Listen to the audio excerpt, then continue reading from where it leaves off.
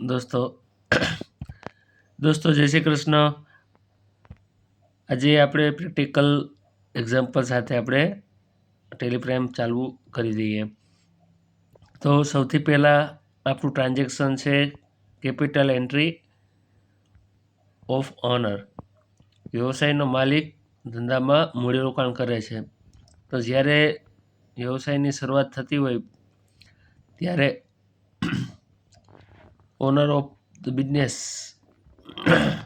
Started business ચલાવવા માટે SBI એકાઉન્ટમાં 10 લાખ રૂપિયા લઈને તથા કેશ રોકડા 5 લાખ રૂપિયા લઈને પોતાનો વ્યવસાય બિઝનેસ ચાલુ કરે છે। દોસ્તો આની આપણે એન્ટ્રી આપણે કરીશું ટેલિપ્રાઇમની અંદર। દોસ્તો આપણે એક કંપની બનાવેલી હતી અગાઉના લેક્ચરમાં, તમને ખ્યાલ હોય તો।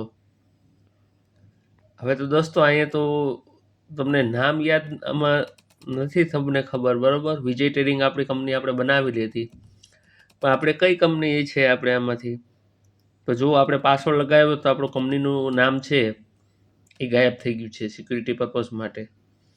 તો દોસ્તો તેના માટે આપણે તમને મેં અગાઉના લેક્ચરમાં મેં જાણ કરેલી છે કે તમારે કંપનીના નંબર ઉપરથી તમારે તમારી કંપનીને યાદ રાખવાની છે। તો 1022 એ આપણી કંપની છે, બરોબર છે। તો ચાલો આપણે દોસ્તો ઓલરેડી આપણી કંપની ઓપન જ છે। હું તમને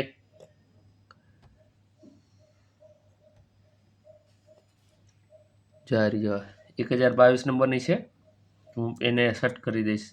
આપણે પાછું આપણે ઓપન કરીએ।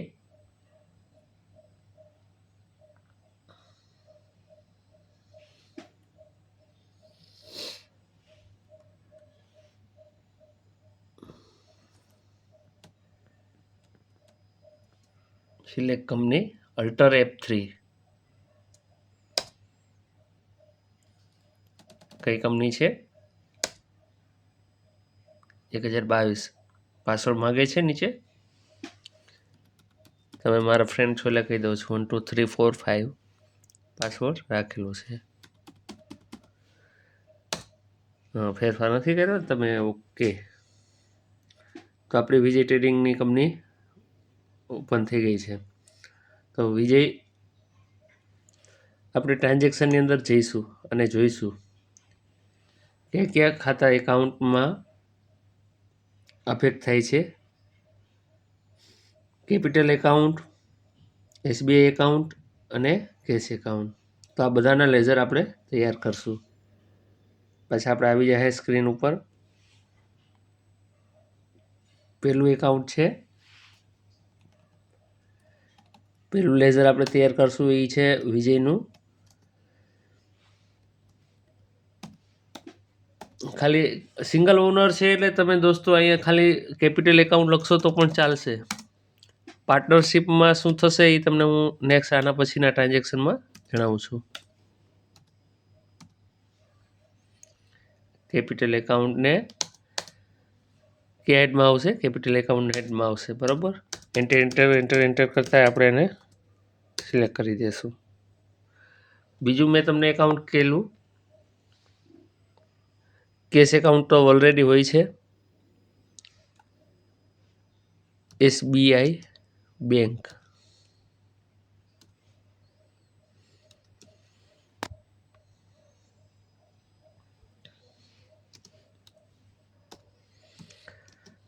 માન લો કે દોસ્તો તમારે એક કરતાં વધારે એકાઉન્ટ હોય,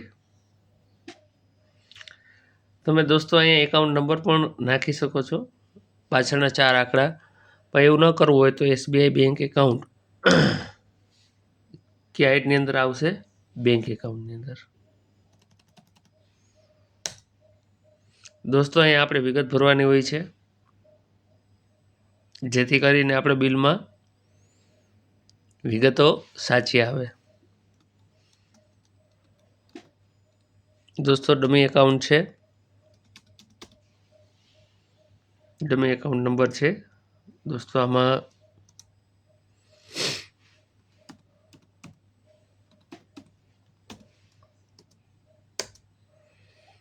તો જાણ માટે રાખીએ છીએ. SBI છે તો SBIN.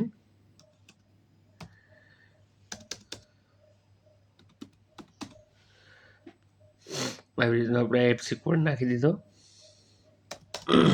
એન્ટર કરતાં આપણે સિલેક્શન કરી નાખશું આપણે.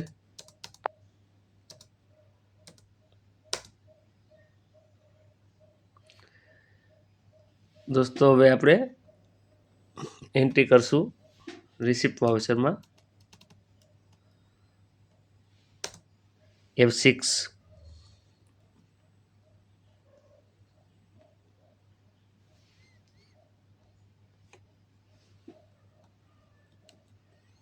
રિસિપ્ટ વાઉચર આવી ગયું F6માં. ઠીક છે.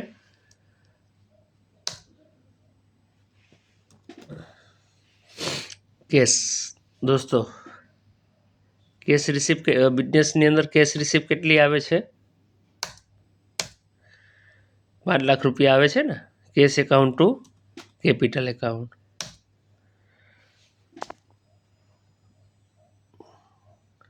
કેપિટલ એકાઉન્ટ બરાબર. કેપિટલ એકાઉન્ટની અંદર 5 લાખ રૂપિયા.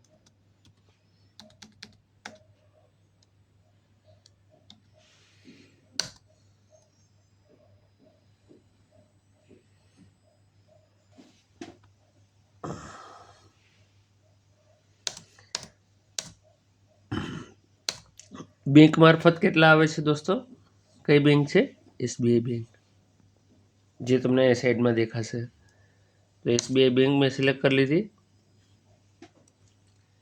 કેપિટલ એકાઉન્ટ,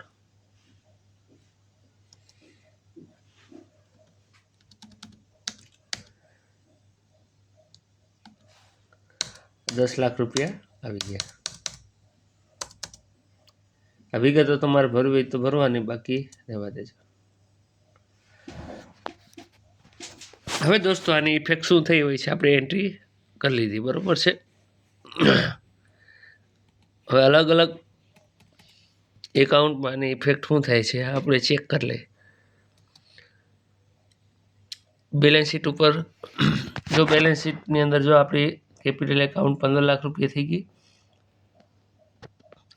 તો આ દોસ્તો ગમે એન્ટ્રી કરો તો આ ઇફેક્ટ તમારે ચેક કરતી રહેવાની, જેથી કરીને તમને ખ્યાલ આવે કે તમે જે એન્ટ્રી કરી રહ્યા છો તેની શું ઇફેક્ટ આવે છે. કરંટ એસેટ, આપણે કરંટ એસેટ કેટલી રહી છે? 15 લાખ. બીજે કે ઇફેક્ટ આવી છે? નહીં, બીજે કે અત્યારે ઇફેક્ટ નથી આવી.